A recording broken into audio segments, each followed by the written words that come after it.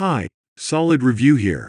Now I am going to explain the German satirical comedy film called Look Who's Back. Spoilers ahead, watch out and take care.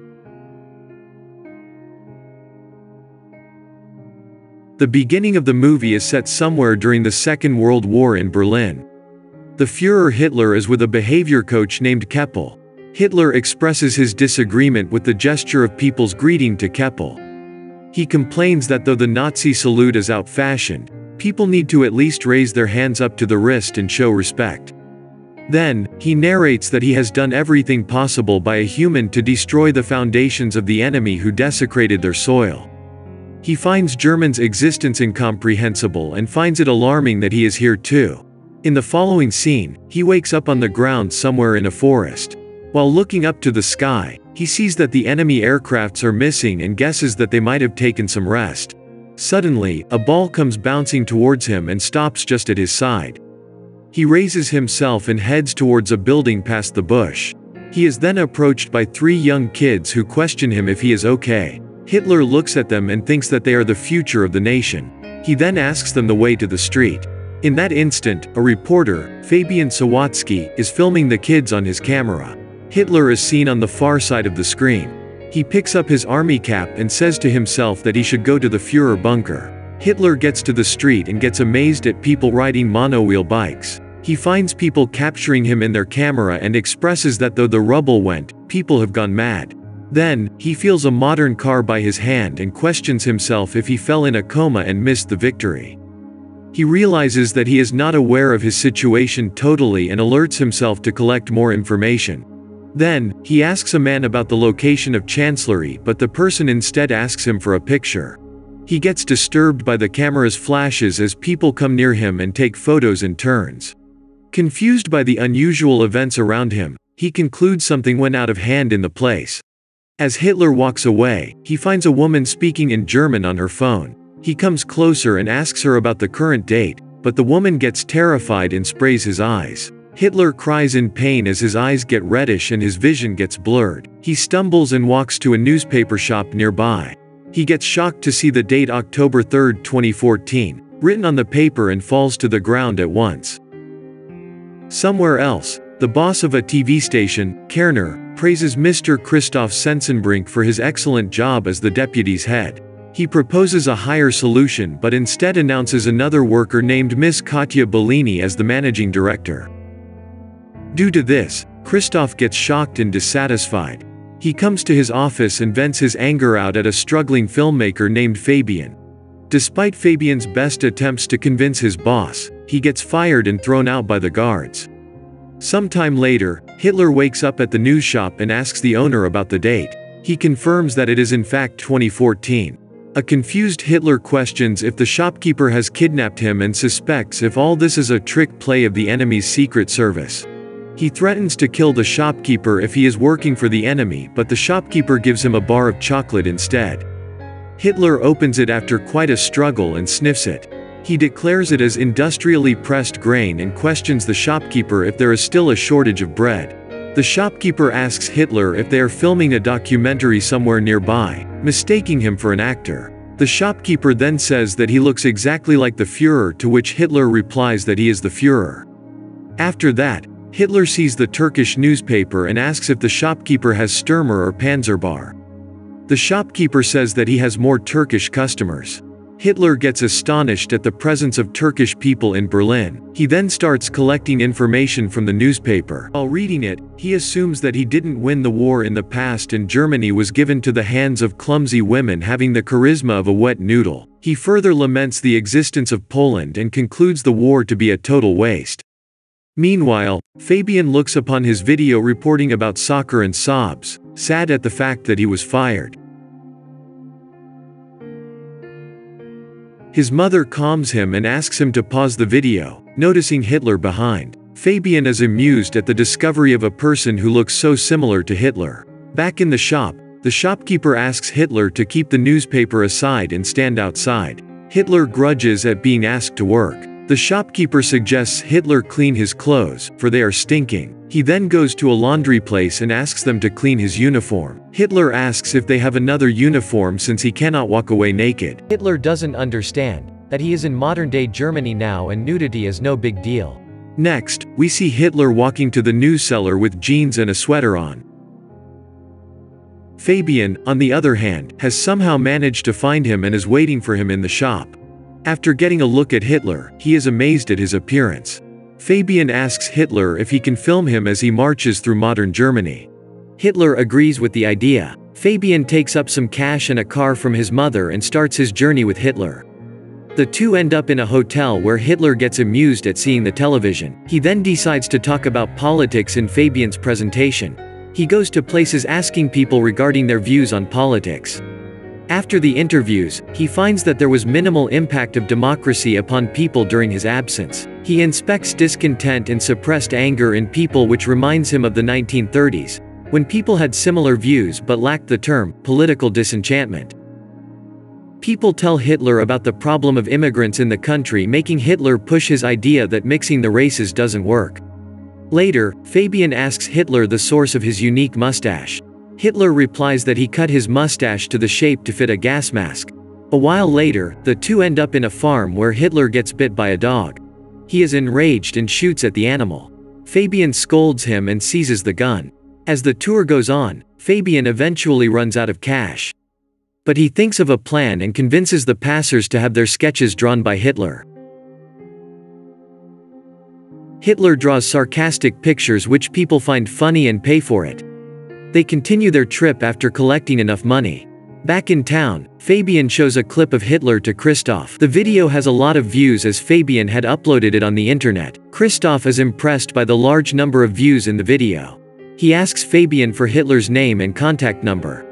After meeting him, Christoph suspects Hitler to be a lunatic and asks Fabian to take him away from the office. Before leaving, Hitler enters the director's office and asks her to save Germany together with him. Interested at the idea, Bellini asks him about the plan. She quickly asks her assistant to prepare a proper TV format for broadcasting the Führer on listening to Hitler's idea. Fabian then threatens Christoph to give him his job back or else he will take Hitler away. On hearing this, Christoph makes him a kitchen boy, promising to promote him when a new editorial post opens up. Hitler is given a table in the TV studio. Christoph calls for Kromeyer to help Hitler with computer use. Hitler recalls the computers of his days and labels the invention to be one of the greatest. Kromeyer tries to sign up Hitler to mail but informs him that his name is already taken. Hitler grunts for others stealing his name and tells her to use New Reichskanzlerie as he liked it. Christoph plans to put Hitler on a live comedy show called Whoa Dude. He is still salty because Bellini got a promotion instead of him and intends to create trouble for her. He intends to bring racism to the debate through sarcastic jokes on Jews and throw out Hitler. The show starts and Witzigmann, the host, calls for Hitler on the stage. The audience gossips about Hitler's appearance, but when Hitler gazes at the audience, the hall gets completely silent. Hitler soon breaks the silence but does not read out the lines as scripted. He explains that he is to tell a joke about immigrants, but he is not going to do so. He says that a TV is a great invention of the human, but the shows broadcasted are nonsense. He sheds light on problems like poverty and unemployment and forecasts that the people of the country are heading towards the abyss without noticing it. Hitler vows to fight against the TV not only up to the broadcast of the abyss but also until he succeeds in overcoming them. Everyone likes the idea and claps for him. Seeing Hitler's popularity, the host Witzigmann gets envious. Bellini asks Christoph to broadcast Hitler in every show. Christoph is distressed because of the failure of his plan. In the following scene, we see Hitler give interviews on numerous TV shows and share that his motive is to make Germany great again. His popularity grows immensely and he meets several people and party leaders. He starts charming them all by sharing his ideas. One day, Hitler and Fabian visit NPD headquarters in Berlin. He calls for Ulf Bern, the federal chairman of NPD, and asks him what his cause has achieved so far. Hitler belittles him and says that they have wasted enough time. and the movement is taken aback by decades due to their words. Christoph gets excited and happy when the cops and district attorney, Da, appear at the TV studio. They explain that they are here for a complaint of charging violation of hate laws. Bellini asks what they are to do then. Quickly, Christoph pops that they might need to cancel the Führer show. The DA says that they can keep the broadcasting on. Bellini takes a sigh of relief while Christoph fakes his smile. After the DA leaves, Kromeyer hands over a letter to Christoph stating the payment of the dog which Hitler had shot earlier in his trip. Christoph receives the letter happily, believing it might be a way to cause trouble. Next, Hitler is put to a TV program where he is asked direct questions about his different roles in the war. Hitler responds that he wants to reach out to people, but the interviewer tells him that all his deeds cannot be justified. He shows him the clip of him shooting the dog.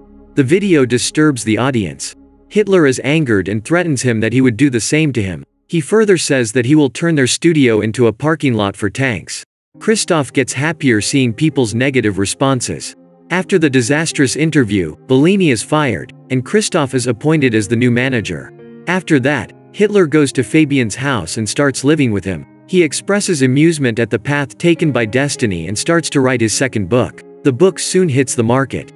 3 months later, at the TV studio, everyone sits in a meeting where the massive loss that the company has gone through is discussed. Christoph believes that Witzigmann's show will put them back on track, but one employee informs him that he has quit his job.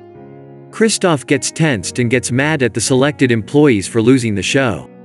One of the staff suggests getting Hitler back, which interests Christoph. He looks for Hitler again and offers Fabian that he will invest $1 million in the film that Fabian and Hitler are shooting if they in return let them broadcast the movie on their TV. Hitler and Fabian come to Kromeyer's house where Kromeyer's grandmother identifies Hitler. She claims that Hitler gassed all the people up and killed them. She calls him a criminal and shouts him to get out. In the car, Hitler shares that he is surprised at Kromeyer being a Jew. He starts to belittle Jews, calling them less of humans. Fabian gets disappointed at Hitler's actions and his words. Back in the set, Fabian gets Hitler to replay how he got to the place. He asks Hitler what happened before the ball came rolling to him in the woods, but Hitler cannot remember it. Later at night, he walks out of the set and is surrounded by some thugs. They call him the reason to take Germany back and give him a hard blow on his face. As Hitler opens his eyes, he finds himself in a hospital in front of Bellini. At the same time, Fabian looks over the footage of the video he captured about the boys in soccer. He looks closely at it and finds Hitler rose from where he was lying. Fabian gets amazed at what happened before it. He quickly goes to the place and finds a board at the location stating the historical location of Führer Bunker. Fabian rushes to the hospital but doesn't find Hitler. Bellini says that he is headed to the shooting set. Fabian reveals that he is the real Adolf Hitler, but Bellini does not believe him. Fabian acts mad and tries to explain his theory hysterically. The guards try to catch him, but he flees. Fabian then reaches the set and aims a gun at Hitler. When asked about his identity, Hitler explains that he never claimed to be anyone else. Fabian says that Hitler is fooling people with his propaganda, to which Hitler replies that people elected a leader who shared his whole idea openly in 1933. Fabian takes Hitler to the top of a building with his gun. He corners Hitler and declares him to be a monster. Hitler, in turn, claps back, saying that ordinary people elected an extraordinary man and entrusted the fate of the country to him. He explains that people chose him because they bear the same values in their inner hearts. An enraged Fabian shoots Hitler, making him fall down the building, onto the street. Soon, Fabian hears Hitler's voice, who says that no German can get rid of him. And Hitler, who was just thrown down, appears right behind it again. Just then, Bellini calls for a cut in the studio, and everyone cheers for the shoot.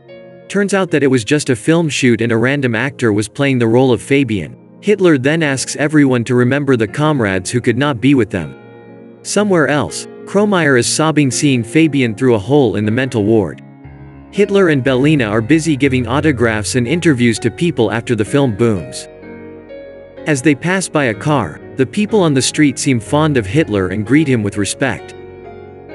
Subscribe for more videos like this, turn on the notification, and leave a like to help the channel out. Thanks for watching.